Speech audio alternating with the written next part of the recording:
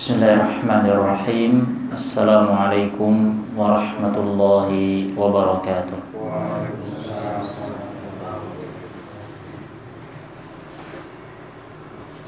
Alhamdulillah. Alhamdulillahil mu'azzami bit-tauhid.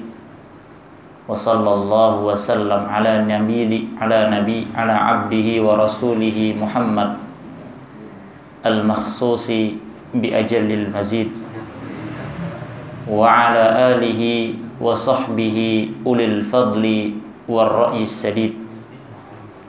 Ashhadu an la ilaha illallah wa ashhadu anna Muhammadan abduhu wa rasuluhu la nabiyya wa la rasula ba'dah. Qala Allah ta'ala fil Qur'anil Karim, ya ayyuhalladzina amanu taqullaha haqqa tuqatih wa la tamutunna illa wa antum muslimun. Para hadirin yang senantiasa dirahmati Allah Subhanahu wa taala, tak lupa kita bersyukur kepada Allah Subhanahu wa taala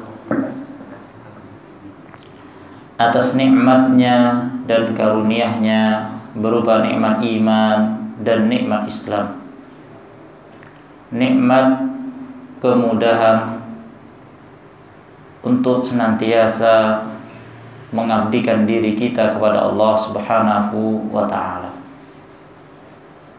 Salawat dan salam tak lupa kita haturkan kepada Nabi besar kita, junjungan kita, suri tauladan kita, Nabi Muhammad sallallahu alaihi wasallam, beserta para keluarga beliau, para sahabat-sahabat beliau, dan segenap kaum muslimin hingga hari kiamat kelak. Ma'asyiral muslimin, kaum muslimin yang dirahmati Allah Subhanahu wa ta'ala, tak lupa kita senantiasa berdoa kepada Allah Subhanahu wa ta'ala. Allahumma inna na'udzubika min jahdil bala wa darakis syaqa wa su'il qada wa syamatatil a'da. Kita memohon kepada Allah Subhanahu wa ta'ala agar Allah segera angkat bala dan wabah dari negeri kita yang tercinta dan seluruh negeri kaum muslimin. Amin ya rabbal alamin. Para hadirin yang dirahmati Allah Subhanahu wa ta'ala,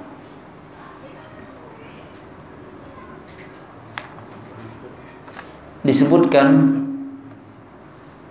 oleh Syekh Shalih Al-Utsaimin hafizahullah ta'ala, beliau mengatakan, wa man la yukrimul ilma la yukrimuhul ilmu. Barang siapa yang tidak memuliakan ilmu, maka niscaya ilmu tidak akan pernah memuliakannya.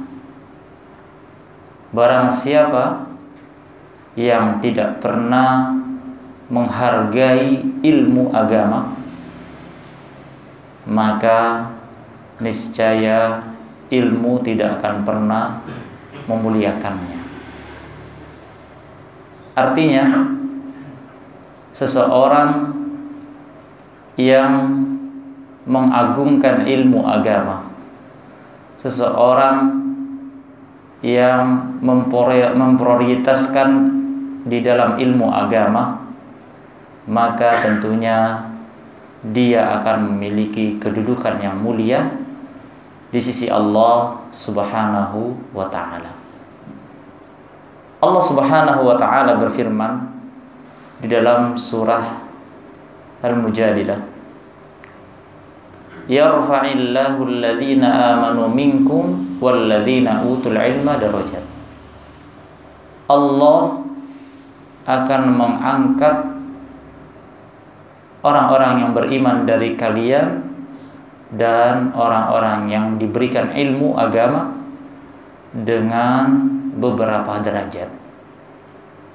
Para hadirin yang dirahmati Allah Subhanahu wa ta'ala, maka sudah cukuplah ayat ini menjadi motivasi kita untuk senantiasa menuntut ilmu agama.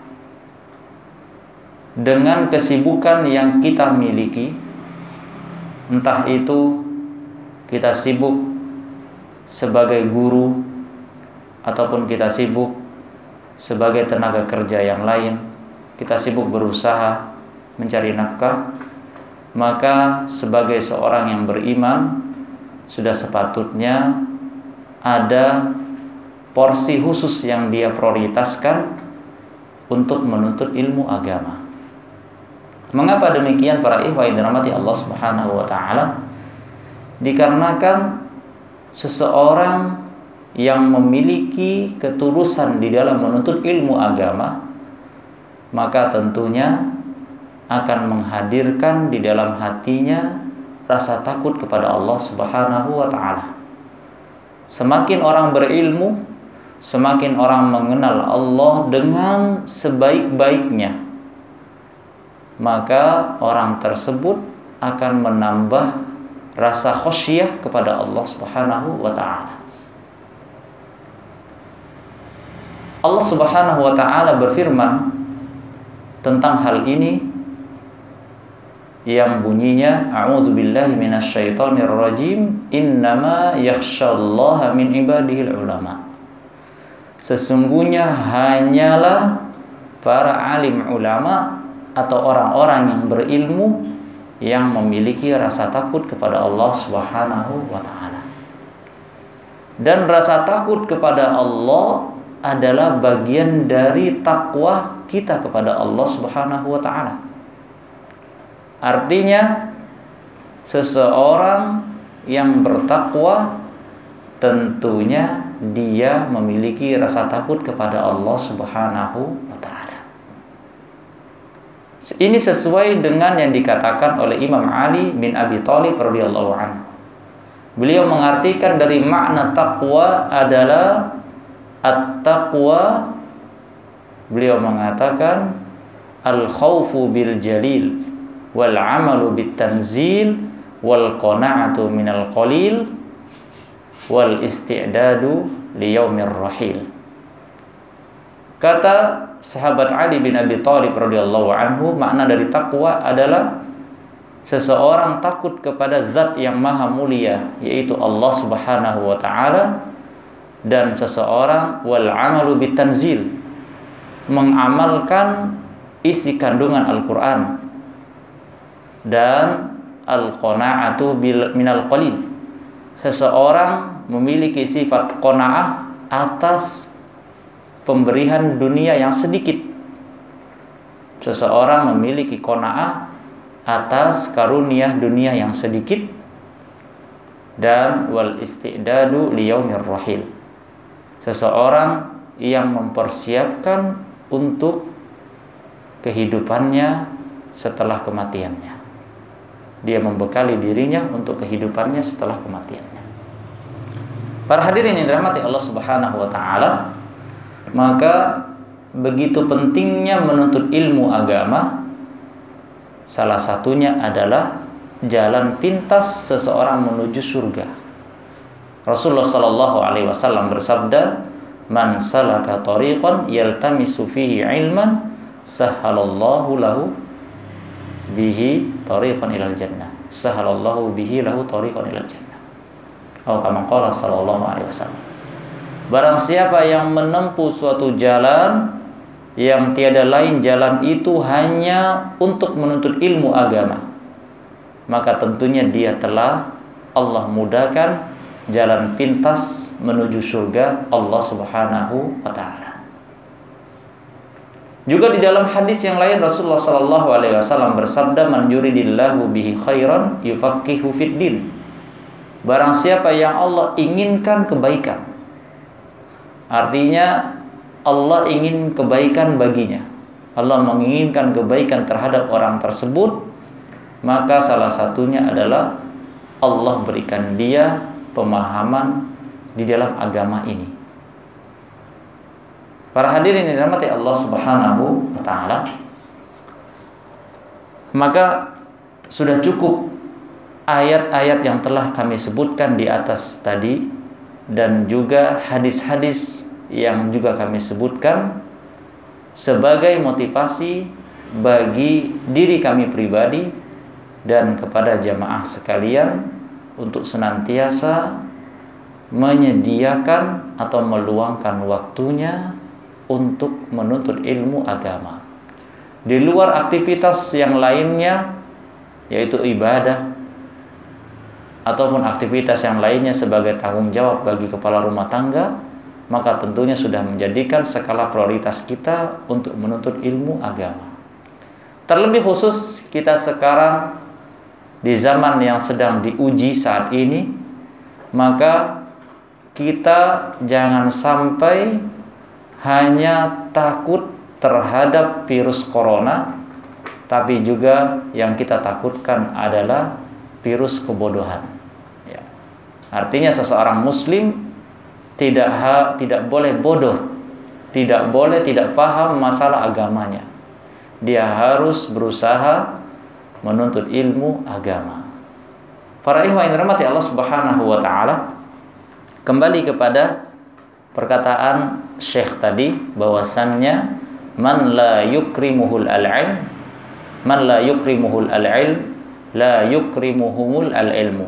Barang siapa yang tidak memuliakan ilmu, maka ilmu tidak akan pernah memuliakannya. Para hadirin yang dirahmati Allah Subhanahu wa taala, salah satu bagian dari kita memuliakan ilmu agama adalah yang pertama tentunya agar kita sukses di dalam menuntut ilmu agama adalah tathiru wi'a'il ilmi,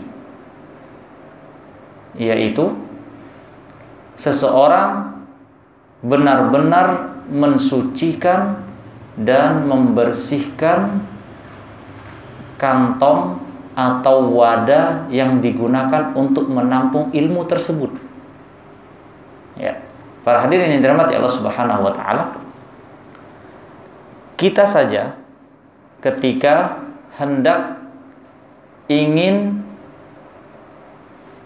menyimpan barang dagangan kita, maka tentunya kita memerlukan tempat ataupun gudang yang memang layak atau bersih, agar makanan yang ingin kita jual tersebut benar-benar terjaga kualitasnya, dan tentunya ketika untuk kita jual kembali, seseorang yang ingin membeli kepada kita begitu antusias karena barang kualitasnya tetap terjamin. Sama halnya juga ketika kita ingin meminum suatu air, maka kita membutuhkan wadah, alat ataupun gelas yang ingin kita gunakan buat berminum. Tentunya gelas tersebut adalah gelas yang bersih. Taib.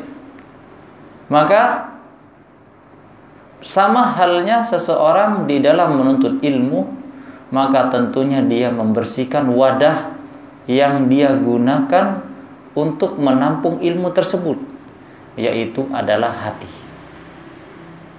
Ya, hatinya benar-benar disucikan, benar-benar dibersihkan agar dia bisa mendapatkan keberkahan di dalam menuntut ilmu agama.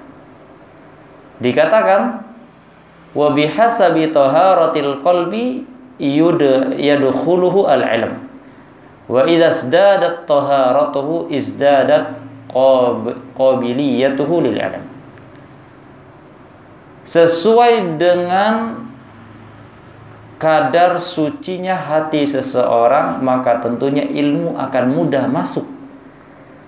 Apabila semakin bertambah sucinya hati seseorang, maka tentunya bertambah pula kemudahan dia di dalam menyerap ilmu agama tersebut. Para hadirin yang dirahmati Allah Subhanahu wa taala, dikatakan di dalam kitab ini, faman arada hiyazatal ilm falyuzayyin batinahu wa yutahhir qalbahu min najasatihi.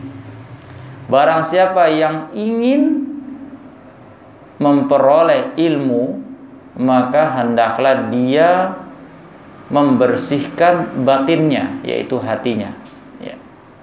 Wa yutahhir qalbahu min najasatihi. Seseorang harus membersihkan, mensucikan hatinya dari berbagai kotoran-kotoran atau dari berbagai macam najis-najis yang sebagai penghalang dia di dalam menuntut ilmu agama. Mengapa demikian? Dikatakan oleh Syekh Shalih Al-Utsaimin hafizahullah ta'ala, fal ilmu jauharun latifun la yasluhu illa lil qalbin nazif. Ilmu bagaikan permata yang indah, yang mana tidak pantas diberikan kecuali kepada hati yang bersih. Para hadirin yang dirahmati Allah Subhanahu wa taala, kalau boleh jujur terus terang, ya, ulun merasa tidak pantas membawakan tema ini, ya, karena ulun sendiri masih, ya, serba kekurangan di dalam kesungguhan menuntut ilmu, di dalam mengajarkan ilmu, ya. Ada kalanya masih terbesit penyakit-penyakit yang merusak keikhlasan di dalam menuntut ilmu. Akan tetapi, ya, dalam rangka saling menasehati, dalam rangka saling memberikan peringatan, saling memberikan wasiat, maka tidak ada salahnya ulun berbagi, ya, kita sama-sama berbagi. Dan tentunya kita saling mendoakan agar Allah Subhanahu wa taala senantiasa menjaga hati kita untuk selalu ikhlas di dalam beribadah dan juga di dalam menuntut ilmu agama. Para ikhwah yang dirahmati Allah Subhanahu wa taala, pertanyaannya, bagaimana hati tersebut bisa dikatakan suci? Maka disebutkan wa taharatul qalbi tarji'u ila aslaini azimaini. Hati tersebut akan dikatakan suci ketika hati tersebut kembali kepada dua sumber yang sangat utama atau sumber yang sangat besar, dua sumber yang besar. Yang pertama adalah sucinya hati dari penyakit-penyakit syubhat. Mengapa seseorang harus benar-benar membersihkan hatinya dari perkara-perkara syubhat? Dikarenakan perkara-perkara syubhat, yang mana perkara inilah adalah yang selalu menjadi target utama iblis. Karena iblis yang paling suka sekali menggoda manusia melalui hal-hal yang syubhat ini. Dan seseorang ketika dia telah dihantui oleh penyakit syubhat, atau seseorang ketika sedang mengidap penyakit syubhat, maka dia akan mengira sesuatu yang menurutnya, sesuatu yang dia akan mengira sesuatu yang sebenarnya itu buruk, dia akan mengira itu adalah baik-baik saja, ya. Atau dia malah mengira sesuatu yang buruk itu malah menjadi bagus. Disebutkan di dalam surah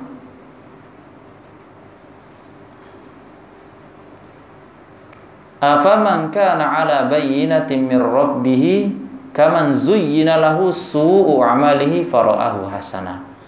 Seseorang yang ketika dia mengidap penyakit syubhat, maka ketika dia ditampakkan perkara yang sebenarnya buruk, kaman zuyyina lahu su'u amali, dia akan berusaha menghiasi perkara yang buruk tersebut sehingga dia menganggap perkara tersebut menjadi baik. Seperti contoh disebutkan di dalam surah Az-Zumar. Ketika ditanyakan kepada mereka tentang ibadah atau tentang sesembahan yang mereka lakukan, yang mereka sembah tersebut tidak menyembah kepada Allah Subhanahu wa taala. Ketika ditanyakan kepada mereka, orang-orang kafir Quraisy, maka mereka mengatakan, "Ma na'buduhum illa liyuqarribuna ilallahi zulfa."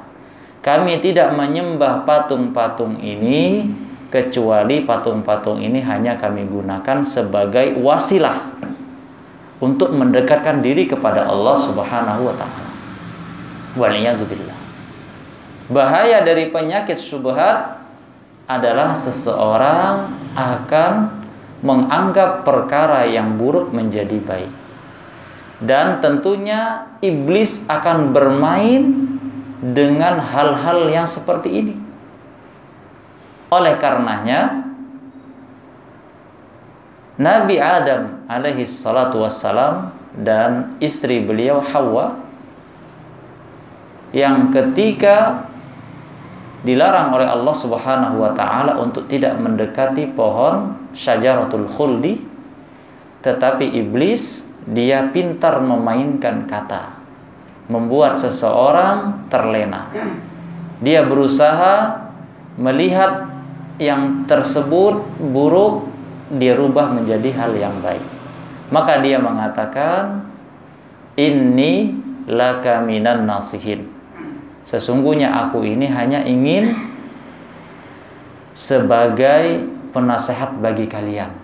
Akan tetapi dia ingin menipu, padallahuma bighurur. Maka iblis menunjukkan kepada mereka tetapi dengan menipu, ya, berusaha menggoda sampai Nabi Adam dan Siti Hawa memakan dari buah syajaratul khuldi. Para hadirin yang dirahmati Allah Subhanahu wa taala, kemudian yang kedua, hendaklah seseorang membersihkan hatinya dari najis-najis syahwat. Mengapa kita dituntut untuk membersihkan dari perkara-perkara syahwat? Dikarenakan perkara-perkara syahwat inilah yang mendorong seseorang untuk melakukan perbuatan-perbuatan maksiat. Dan tentunya ketika seseorang bermaksiat kepada Allah Subhanahu wa taala, ilmu agama akan sulit untuk diterima, atau ilmu agama akan sulit didapati. Ya, seseorang ketika dia sudah kecanduan dengan perbuatan maksiat kepada Allah, maka tentunya dia akan susah untuk menerima ilmu. Ya, disebutkan suatu ketika Imam Syafi'i rahimahullah ta'ala, beliau mengeluhkan tentang susahnya beliau di dalam menghafal. Beliau mengadu kepada guru beliau, kemudian kata guru beliau, tinggalkanlah maksiat. Kemudian guru beliau mengatakan, ketahuilah bahwasanya ilmu adalah cahaya, dan cahaya Allah tidak akan diberikan kepada orang yang bermaksiat. Wal'iyadzubillah. Semoga Allah Subhanahu wa ta'ala senantiasa membersihkan hati kita dari berbagai penyakit syubhat dan juga berbagai penyakit-penyakit syahwat. Dikatakan di dalam kitab ini, wa idza kunta tastahyi min nazari makhluqin misluka ila wasakhi qalbi ila wasakhi thawbika fastahi min nazarillahi ila qalbik. Jika saja engkau malu ketika seorang makhluk yang sama sepertimu melihat ada noda atau kotor di dalam bajumu, atau ada kotor yang terdapat pada bajumu, maka tentunya engkau lebih pantas malu ketika Allah Subhanahu wa ta'ala melihat isi hatimu, yang mana di dalam hati tersebut penuh dengan kesalahan, penuh dengan dosa, penuh dengan penyakit-penyakit. Ya, ulun ulangi. Jika saja orang merasa malu ketika dia memakai pakaian kotor, dan ketika pakaian kotor tersebut terlihat oleh sesama manusia, maka sudah sepantasnya dia lebih malu ketika di dalam hatinya penuh dengan perkara-perkara, atau di dalam hatinya penuh dengan dosa. Baik. Para hadirin yang dirahmati Allah Subhanahu wa taala, tentang keutamaan membersihkan hati, maka Syekh Shalih Al-Utsaimin hafizahullah taala beliau mengutip hadis Nabi Muhammad sallallahu alaihi wasallam yang diriwayatkan dari Imam Muslim dari sahabat Abu Hurairah radhiyallahu anhu, bahwasannya Nabi Muhammad sallallahu alaihi wasallam bersabda, "Innallaha la yanzuru ila suwarikum wa amwalikum, walakin yanzuru ila qulubikum wa a'malikum." Sesungguhnya Allah tidak melihat pada rupa-rupa kalian atau wajah-wajah kalian dan juga harta-harta kalian. Akan tetapi Allah melihat, atau Allah hanya memandang hati-hati kalian dan amalan-amalan kalian. Ya. Sesungguhnya Allah tidak melihat pada rupa-rupa atau wajah-wajah kalian atau muka-muka kalian.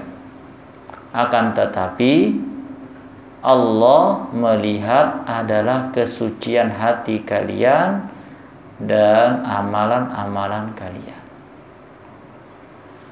Juga di dalam ayat Allah Subhanahu wa taala menyebutkan, inna akramakum indallahi atqakum. Sesungguhnya orang yang paling mulia di antara kalian di sisi Allah adalah orang yang paling bertakwa. Artinya, yang menjadi tolak ukur kemuliaan seseorang di sisi Allah bukan karena tampannya, bukan karena bungasnya, bukan juga karena cantiknya, dan juga bukan karena hartanya ataupun jabatan yang dia miliki. Akan tetapi yang menjadi tolak ukur di hadapan Allah adalah kebersihan hatinya dan amal kebaikan yang dia miliki. Para hadirin yang dirahmati Allah Subhanahu wa taala, maka kita senantiasa, ulun pribadi dan kepada jamaah sekalian, untuk selalu memohon kepada Allah agar Allah mensucikan hati kita dari berbagai macam penyakit-penyakit hati. Ya. Kita selalu berdoa kepada Allah Subhanahu wa taala, yang mana Allah lah Rabb yang membolak-balikan hati. Allah lah yang menguasai hati. Dengan doa, Allahumma ya muqallibal qulub, tsabbit qulubana ala ta'atik, wa ya musarrifal qulub, sarrif qulubana ala dinik. Ya Allah, Rabb yang membolak-balikkan hati, teguhkanlah hati-hati kami untuk senantiasa berada di atas agamamu. Dan Rabb yang membolak-balikkan hati, teguhkanlah hati kami atau palingkanlah hati kami untuk senantiasa berada di atas ketaatan kepadamu. Amin ya rabbal alamin. Para hadirin yang dirahmati Allah Subhanahu wa taala, selanjutnya disebutkan di dalam kitab ini beliau mengatakan man tahhara qalbahu fihi al-ilm halla wa man lam yarfa' minhu najasatahu wada'ahu al-ilmu wartahala. Barang siapa yang membersihkan hatinya, maka ilmu itu akan selalu menempel, akan awet bersamanya. Dan barang siapa yang tidak mengangkat penyakit-penyakit atau najis-najis kotoran yang ada di dalam hatinya, maka ilmu akan meninggalkannya dan tidak akan pernah ilmu menetap di dalam hatinya. Dan juga berkata Sahal bin Abdullah rahimahullahu ta'ala, haramun ala qalbin ay yadkhuluhun nur wa fihi syai'un mimma yakrahullahu azza wa jalla. Haram bagi hati untuk menerima ilmu yang di dalamnya masih terdapat penyakit-penyakit atau terdapat najis-najis kotoran-kotoran hati, penyakit-penyakit hati yang tentunya ilmu tidak akan mau menempel di dalam hati seseorang, atau cahaya ilmu tidak akan senantiasa bersama kepada seseorang yang memiliki penyakit hati. Para hadirin yang dirahmati Allah Subhanahu wa taala, menuntut ilmu adalah bagian dari ibadah, dan bahkan menuntut ilmu adalah asraful ibadah, termasuk ibadah yang paling mulia. Dikarenakan seseorang ketika dia ingin melakukan amal ibadah, maka setidaknya dia harus mengilmui dirinya terlebih dahulu. Ketika dia ingin melakukan sholat, paling tidak dia tahu apa saja tata cara sholat yang benar, kemudian pembatal-pembatal sholat seperti apa, pembatal-pembatal wudhu seperti apa. Kemudian dia paling tidak mengetahui keutamaan-keutamaan sholat, agar menjadikan dia termotivasi untuk senantiasa beribadah. Dikarenakan menuntut ilmu adalah bagian dari ibadah, dan karena menuntut ilmu adalah termasuk amalan ibadah yang paling mulia. Karena seseorang yang berilmu, maka tentunya dia akan mengenal Allah dengan sebaik-baiknya.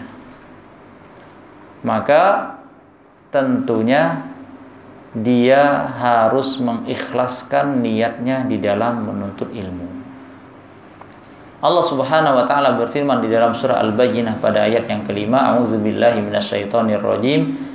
وَمَا أُمِرُوا إِلَّا لِيَعْبُدُوا اللَّهَ مُخْلِصِينَ لَهُ الدِّينَ حُنَفَاءَ.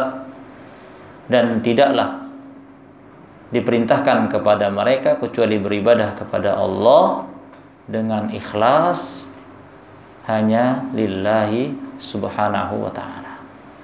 Mereka diperintahkan hanya beribadah, hanya untuk ikhlas, hanya kepada Allah Subhanahu wa ta'ala.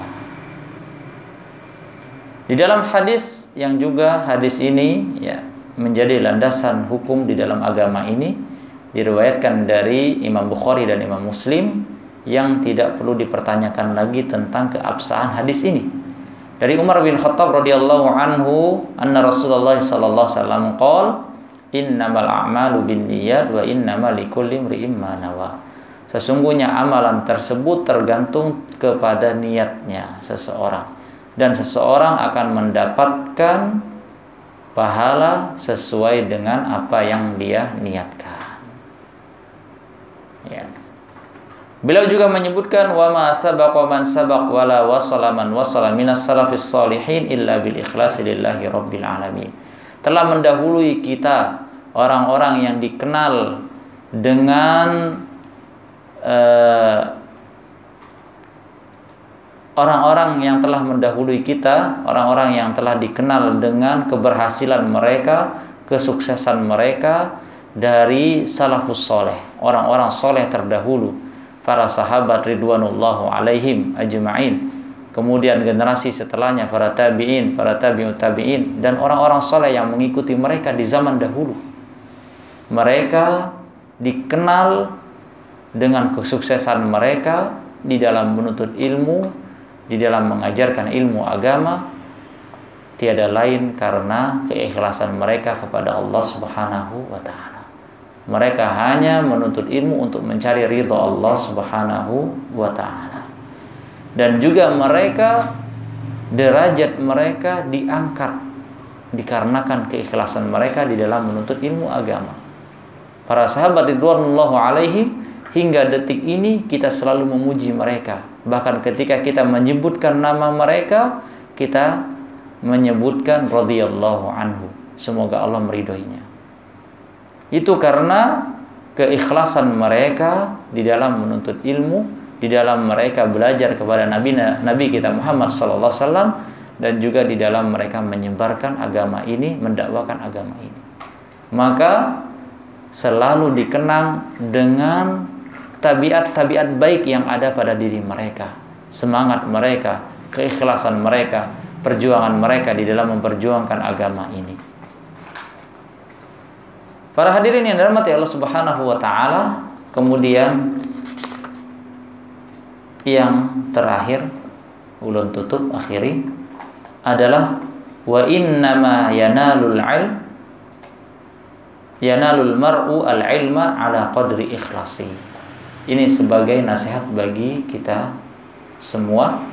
Sesungguhnya seseorang akan memperoleh atau meraih ilmu sesuai dengan kadar keikhlasannya. Ulun ulangi, sesungguhnya seseorang akan meraih atau memperoleh ilmu sesuai dengan kadar keikhlasannya di dalam menuntut ilmu. Sesungguhnya seseorang akan meraih atau memperoleh ilmu sesuai dengan kadar keikhlasannya. Mungkin ini yang bisa ulun sampaikan. Insyaallah di lain waktu kita bisa membahas apa saja kiat-kiat atau agar seseorang bisa dikatakan ikhlas di dalam menuntut ilmu, apa saja. Mudah-mudahan di kesempatan yang lain kita bisa membahas poin-poin tersebut. Dan ulun ucapkan jazakumullah khairan wa barakallahu fikum ala husni istima'ikum, dan kesalahan hanya datangnya dari ulun pribadi dan dari syaitan, adapun kebenaran hanya milik Allah Subhanahu wa ta'ala. Kita akhiri pertemuan kita pada malam hari ini dengan doa kafaratul majlis. Subhanakallahumma wa bihamdika asyhadu an la ilaha illa anta astaghfiruka wa atubu ilaik. Assalamualaikum warahmatullahi wabarakatuh.